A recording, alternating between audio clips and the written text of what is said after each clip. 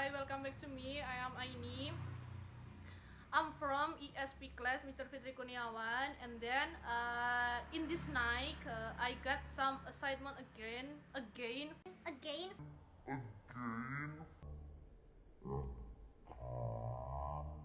from my lecturer to make to refine my video that I have been uploaded before.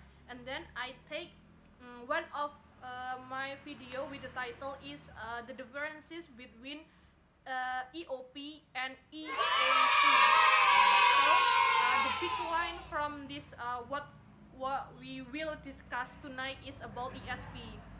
Then all we know in this globalization era, in this modern era, English itself is very useful, not only for we as a student, but also people that have been work in the company. So all we know that English itself is a main language that we use to communicate it each other when we are in the when we are in the foreign, or we are in abroad, something like that. Okay, so in this occasion I will tell you about the differences between EOP and EAP. So ESP, English for specific purposes, automatically different with EGP. Okay, EGP is English for general purposes and ESP is English for specific purposes. So what the differences between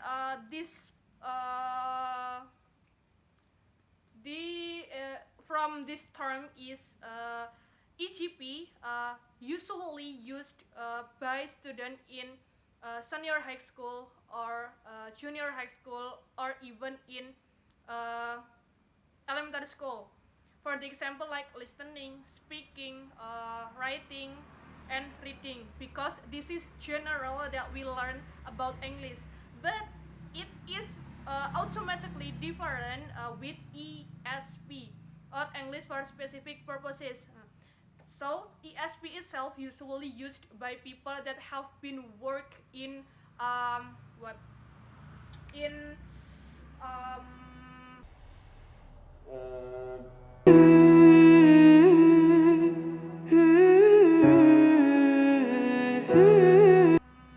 factory or in a company, or even English itself used for people that use English to prepare themselves to enter in the university or in the factory.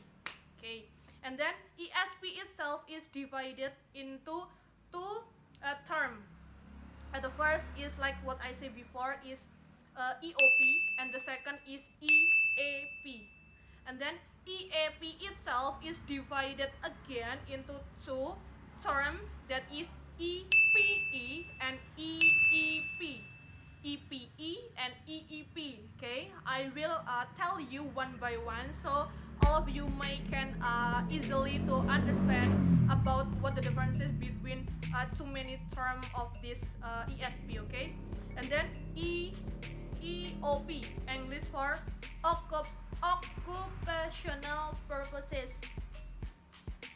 English itself, this English usually used by people that will want to improve their skill on English, and this English itself depends on what the learner needs, or depends on what they need. For example, like English for chemical, English for engineering, English for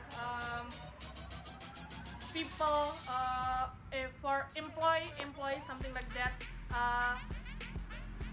Yes, and then EAP, English for academic purposes.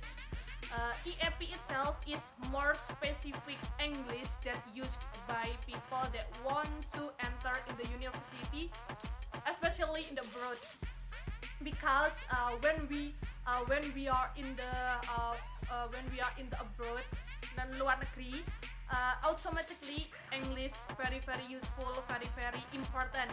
So EAP itself need to improve by people that want to enter in the university especially in the bird.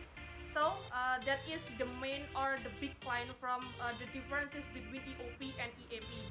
EOP, English for occupational purposes, usually used by people that will want to enter in the factory, and then EAP for people that want to enter in the in university. And then well, like what I said before, EAP itself is divided into two terms again. The first is EPE, and the second is EPE and EEP. EPE, English for preparation English, and EEP, English for employment purposes. Employment, it is mean that people use English in the to fulfill their job. And then EPE, like what I said before, that is need for people that want to enter in the university, for the example, like improve their lexical, then their syntax, their academic, like general, for the example, like speaking, listening, reading, and speaking, listening, reading, and speaking, listening, reading, and what? Listening, reading, and writing, thing like that. And then from the first till the end, what I say, I can summarize that people, the ESP itself different from EGP. What makes different from this term is when the learner can reach their need, it is mean EGP.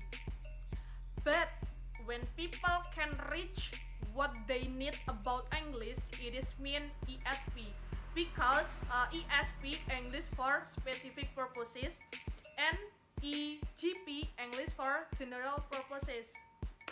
Okay, I think that's all for me. Thanks for your attention, and wassalamualaikum warahmatullahi wabarakatuh.